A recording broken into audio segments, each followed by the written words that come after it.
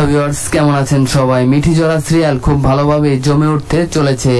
আমাদের রায়ের সরাসরি সন্তান জন্মগ্রহণ করবে, কিন্তু এই সন্তান কি সত্যি টিকবে নাকি সে মারা যাবে, এই বিষয়গুলোই সামনে আপনারা দেখতে পারবেন। যদি সে মারা যায় তাহলে কান্নার ঝড় বয়ে যাবে।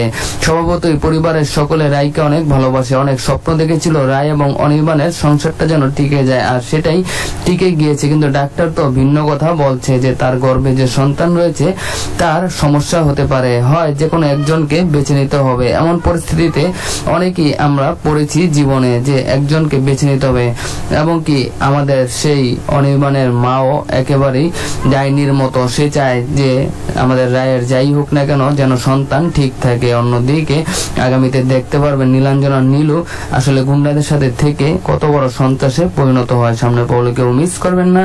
স্রোত এবং সার্থককে নিয়েও নতুন ঘটনা আসতে চলেছে।